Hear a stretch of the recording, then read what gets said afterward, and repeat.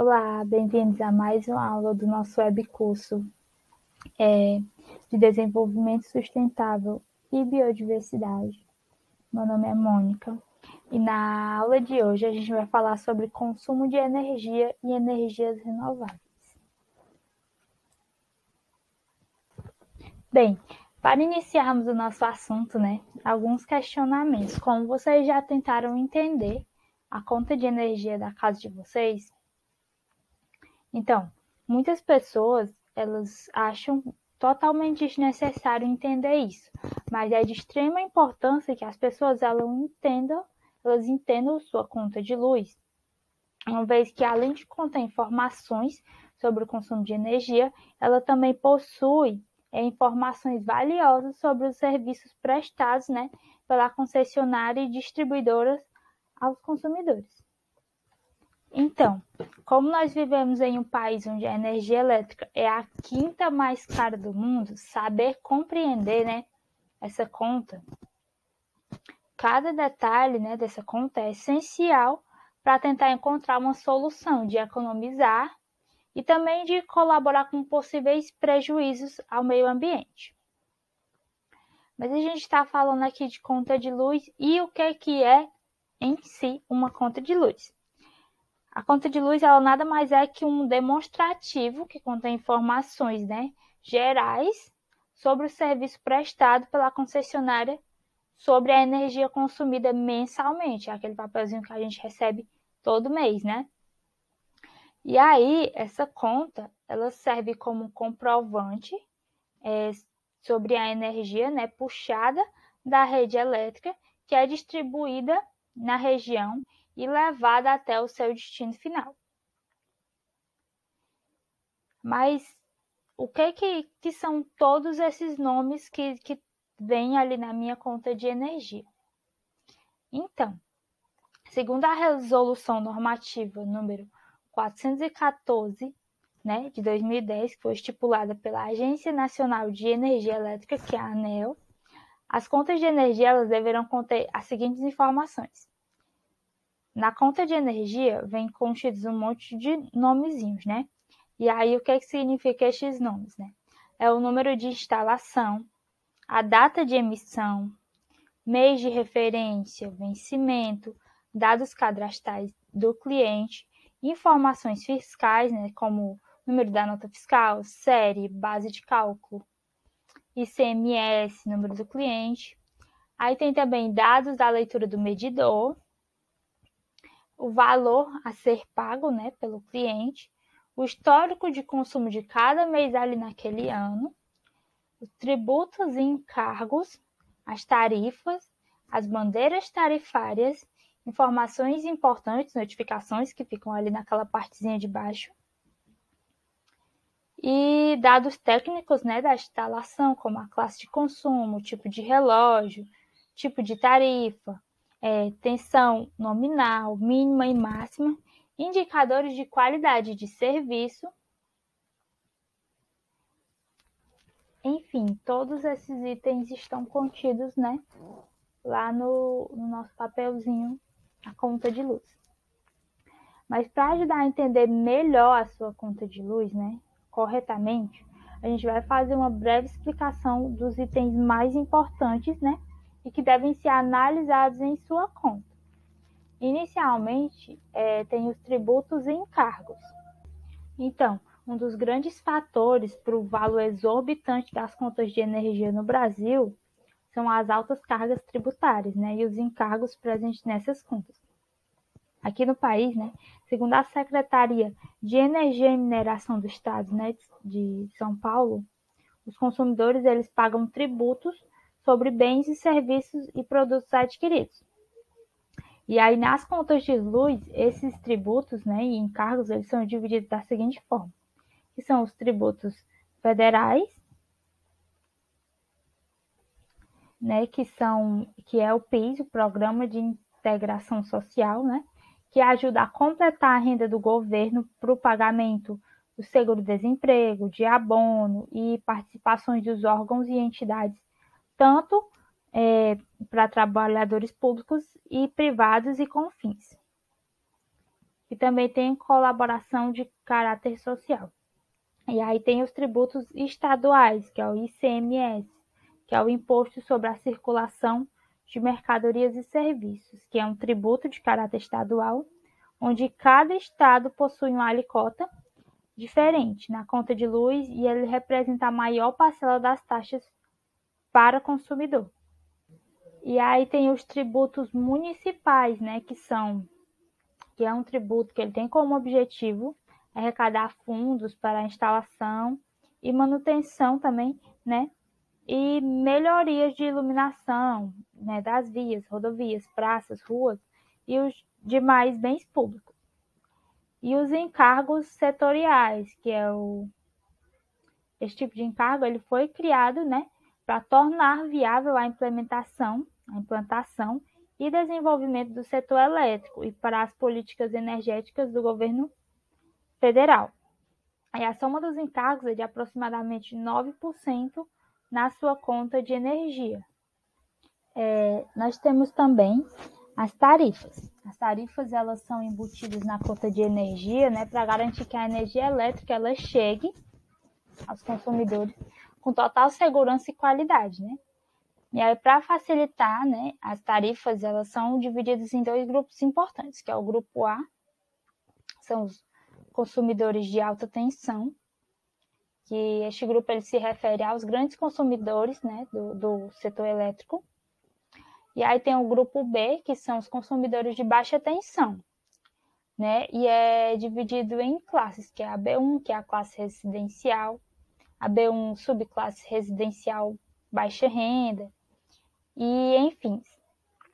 E aí nós temos as bandeiras tarifárias, que elas foram criadas, né, por meio da resolução normativa número 547, né, da ANEEL. E aí essas bandeiras elas são utilizadas para comunicar o consumidor sobre os custos atuais da sua geração de energia. E aí essas bandeiras elas têm como objetivo, né, conscientizar, fazer com que esses consumidores eles economizem energia e colaborem com a preservação do meio ambiente. E aí essas bandeiras tarifárias elas estão vigentes, né, tanto no grupo A como no grupo B. A bandeira verde, ela significa, né, condições favoráveis de geração de energia. A bandeira amarela, ela significa condições de geração menos favoráveis. E a bandeira vermelha significa condições mais custosas, né, de geração. E aí, apesar de todas essas tributações, encargos e tarifas, vale ficar atento também, né, tanto ao uso quanto na manutenção de alguns aparelhos, né, que possuem um consumo mais alto, assim como chuveiros elétricos, aquecedores, ar-condicionado, secadores de roupa, né, lavadores de louça, cooktops, fornos elétricos, micro-ondas, geladeiras, e enfim. Contudo, né, existem outras formas e ações definitivas que podem te ajudar a economizar em sua conta de energia, como a instalação de sistema de energia fotovoltaica, que também com ele é possível reduzir, né, os valores pagos em sua conta em aproximadamente 95%. Então, mas como que a gente viu ali a conta de luz, tudo que a gente gasta, né, os nossos aparelhos domésticos, mas como que a gente faz para reduzir o consumo de energia elétrica, né? Então, inicialmente, né, aqui tem algumas dicas, e aí busque um aparelho para reduzir o consumo de energia. Né? Vocês sabiam que existe, né, aparelhos capazes de reduzir o consumo de energia elétrica? Existem, né? De acordo com o Inmetro, eletrodomésticos e eletrônicos, né, que tenham o selo Procel apresentam melhor desempenho na hora de consumir energia. E aí, Procel, né, a sigla para o Programa Nacional de Conservação de Energia Elétrica, e o programa, né, ele está vinculado ao Ministério de Minas e Energia. E aí ele tem um objetivo de racionalização da produção e do consumo de energia, gerando uma diminuição nos desperdícios feitos pela população. Então é só procurar ali pelo selo, né, em qualquer aparelho que você vá comprar lá na loja. E aí também outra dica importante é perceber também no produto que existe uma avaliação que vai da letra A até a letra E.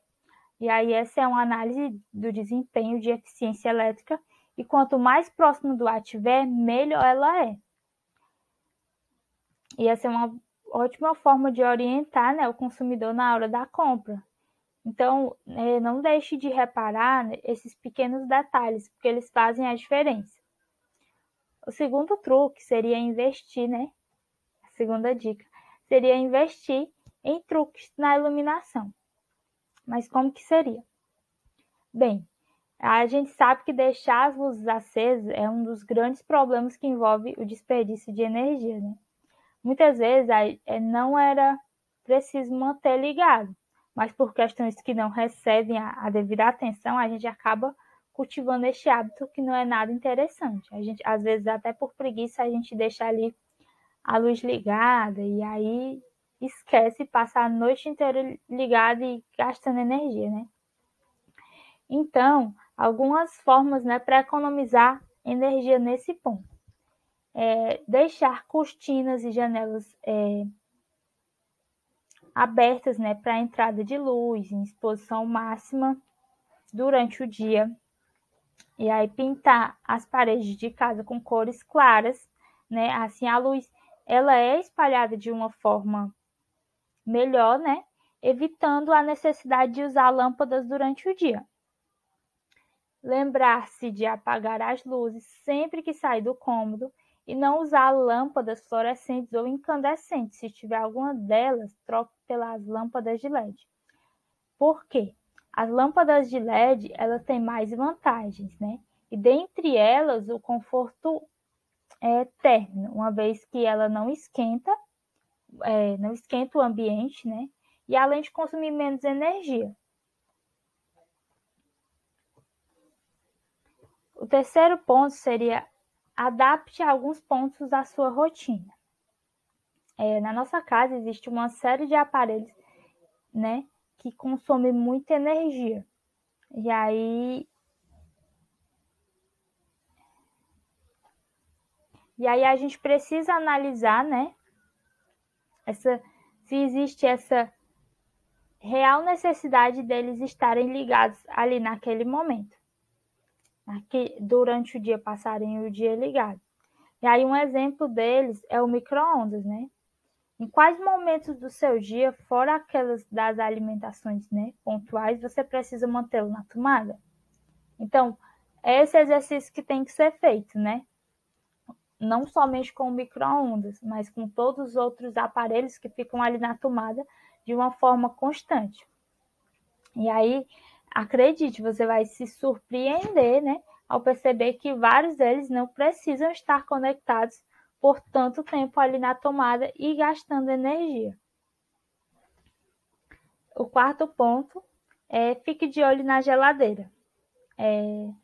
E aí, a geladeira, né, é um outro eletrodoméstico que consome muita energia, mas ao contrário dos outros, não é possível mantê-la desligada,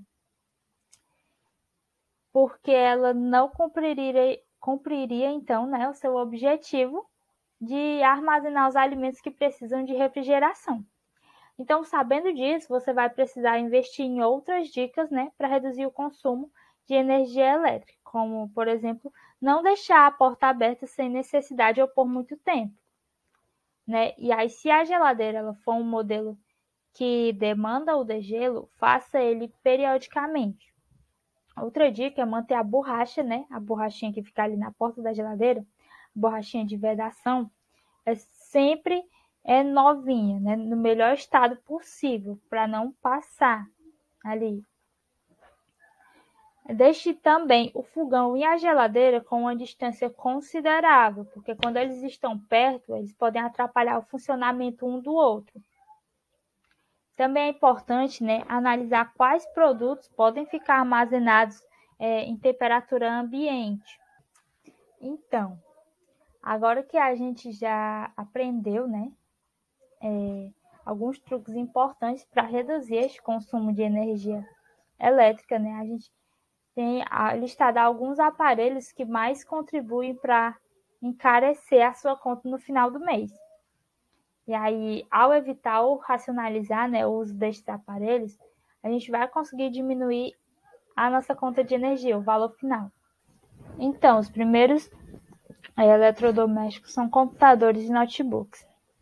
Vocês sabiam que mesmo quando eles estão desligados, eles podem estar consumindo muita energia elétrica?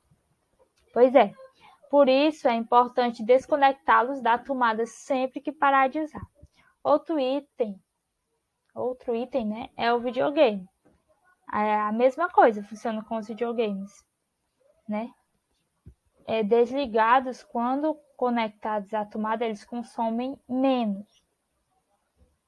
Quando você não estiver usando, aí você desliga, que eles consomem bem menos.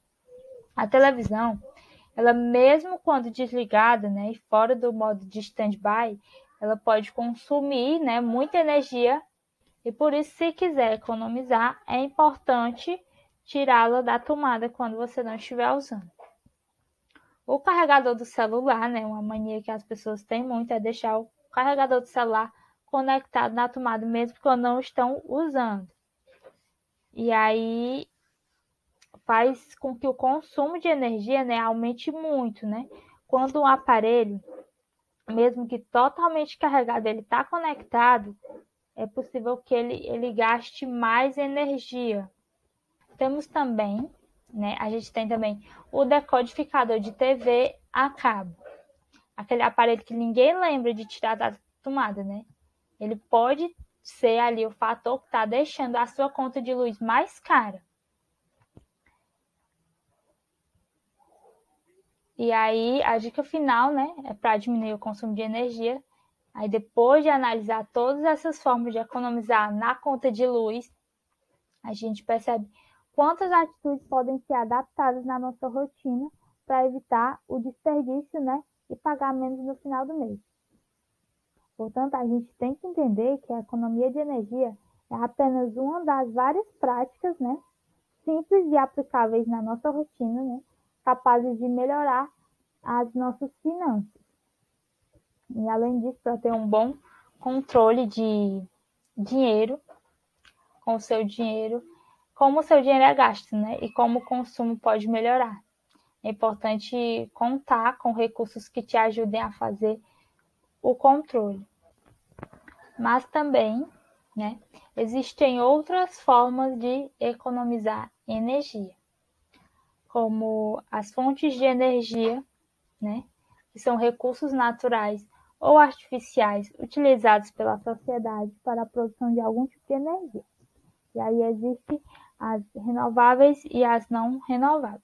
As fontes de energias renováveis, né, como o sol, a água, o vento, elas são excelentes alternativas na busca por um consumo mais consciente, né, econômico e também sustentável.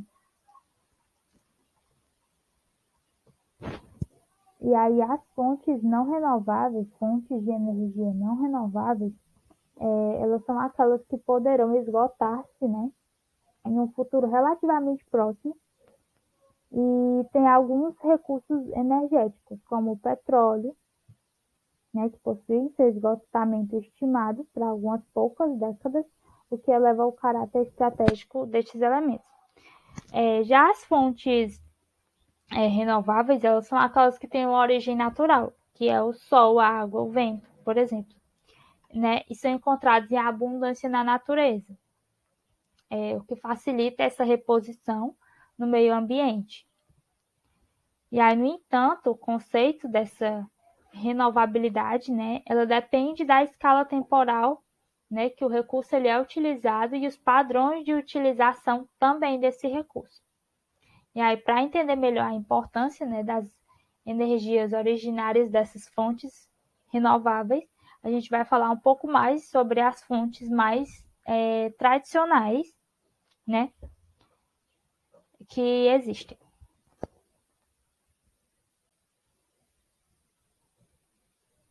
E aí, como a gente viu, né, as fontes não renováveis de energia são aquelas que se utilizam de recursos naturais, mas que são esgotáveis, ou seja, terão um fim, seja em um futuro próximo, seja em um período, né, de médio ou longo prazo.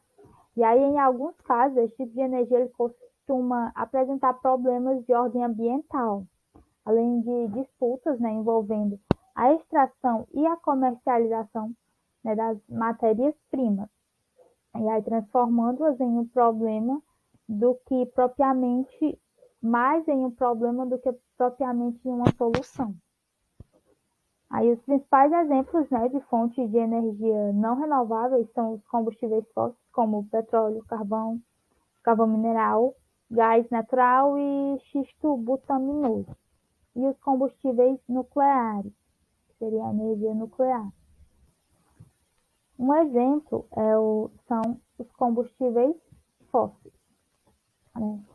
Eles são o exemplo mais conhecido, né, de fonte de energia não renovável por conta da sua flexibilidade, né, em gerar tipos diversos de energia. E eles podem ser utilizados de forma sólida, que seria o carvão, na forma líquida, que seria o petróleo, ou na forma gasosa, que é o gás natural. E aí, contudo, né, não existe a possibilidade de se repor o que se gasta dele, a menos que se espere milhões e milhões de anos para que eles comecem novamente a surgir na natureza. Outra alternativa é a energia nuclear, também chamada, né, de fissão nuclear. Na energia atômica, a produção, né, da eletricidade ocorre quando o calor ele é gerado dentro dos reatores que trabalham a fissão nuclear do urânio 235, que é um material altamente radioativo. E aí esse processo ele é feito, né, em usinas nucleares, por exemplo. Uma consequência negativa da atividade desse tipo de produção energética, ele é justamente a possibilidade dos resíduos radioativos, né, que eu falo que ele é altamente radioativo, eles se espalharem pelas proximidades das instalações ali, né, e levam um tempo altamente considerável para perder toda essa radioatividade. E aí essas usinas, elas são menos poluentes do que as termoelétricas, mas, né, esse fato da radioatividade gera uma grande polêmica acerca da utilização. Mas aí, enfim, né? Como a gente pode produzir, né, energia sem agredir pessoas e o meio ambiente? E aí, após todo esse estudo que a gente fez sobre as energias não renováveis, né, é perceptível o quão benéficas são, né, as fontes de energia renováveis, que a gente ainda vai ver, mas a gente sabe que é bem melhor do que essa. O quão benéfico é para o meio ambiente e também para a sociedade, né, ainda caminhando em passos lentos, mas com perspectivas positivas para o futuro. E aí, as energias, né, de fontes renováveis, essas energias, fontes de energias renováveis, elas já despontam como tendência, né, em inúmeras nações e empresas que carregam consigo, né, a responsabilidade sustentável e a preocupação com a próxima geração. E aí um exemplo claro, né, dessa nova onda é a Inglaterra. No ano de 2019, o país ele teve pela primeira vez em sua história mais energia elétrica de fontes renováveis do que derivadas de combustíveis fósseis, né? E aí os especialistas do mercado, né, de energia, eles afirmam que até 2030 as fontes de energias limpas elas devem substituir as não renováveis em todo o mundo. Olha que beleza. E aí, portanto, né, as energias renováveis elas serão a energia do futuro. Mas e aí a gente entra no assunto de energias renováveis, que são, né, aquelas, como a gente já falou, são aquelas que possuem a capacidade de serem repostas naturalmente no meio ambiente, mas é vital a compreensão de que mesmo que renováveis, essas fontes elas não são inesgotáveis. E aí, algumas delas, né, como o vento e a luz solar, elas são permanentes, mas outras, como a água, podem acabar caso a gente não adote, né, um consumo consciente. E aí, outro ponto importante de se destacar aqui é que a fonte de energia renovável não é sinônimo de fonte de energia limpa. A biomassa, né, que é a queima de substâncias orgânicas, por exemplo, ela emite agentes poluentes, né, ao ser produzida, causando algum impacto ambiental, mesmo que de pequena escala. E aí a gente separou aqui algumas das mais comuns, as 3 mais comuns, e que tem pouco ou nenhum impacto ambiental, que é a solar, a eólica e a hidráulica. Bem, a energia solar, ela é basicamente o aproveitamento da luz do sol. Acho que todo mundo já ouviu falar sobre esse tipo de energia, né? E aí essa luz do sol ela é gerada, usada na verdade para gerar eletricidade, né? E aquecer a água para o uso. Além disso, ela também é uma fonte inesgotável de energia, né? Haja vista que o Sol, ao menos na sua configuração atual, existirá por bilhões de anos. E aí há 2 formas do aproveitamento da energia solar, que é a energia fotovoltaica e a térmica. Na primeira forma, né, elas são utilizadas células específicas que empregam o efeito fotoelétrico para produzir eletricidade. E aí, a segunda forma, ela utiliza o aquecimento da água, o aquecimento da água tanto para o uso direto quanto para a geração de vapor, que vai atuar, né, nos processos de ativação dos geradores de energia. E aí é importante lembrar que eles podem ser utilizados também outros tipos de líquidos. No caso da energia eólica, né, o vento ele é um recurso energético renovável e, portanto, ele é inesgotável. Aí, em algumas regiões do planeta, a frequência e intensidade eles são suficientes para a geração de eletricidade, né, por meio de equipamentos específicos para essa função. E aí, basicamente, né, os ventos eles ativam essas grandes turbinas, como estão sendo mostradas aqui nas fotos. E aí, eles fazem com que elas convertam a energia mecânica produzida, né, em energia elétrica. Nas regiões de praia é muito comum essas pás. Aí nós temos também a energia hidrelétrica, que corresponde, né, ao aproveitamento da água dos rios para a movimentação dessas turbinas, né, de eletricidade, como a gente pode ver aqui na imagem. E aí no Brasil, essa é a principal fonte de energia elétrica. A gente vê, né, o grande potencial de que o país possui, né, em termos de disponibilidade de rios e que estão, né, propícios para a geração de hidroeletricidade.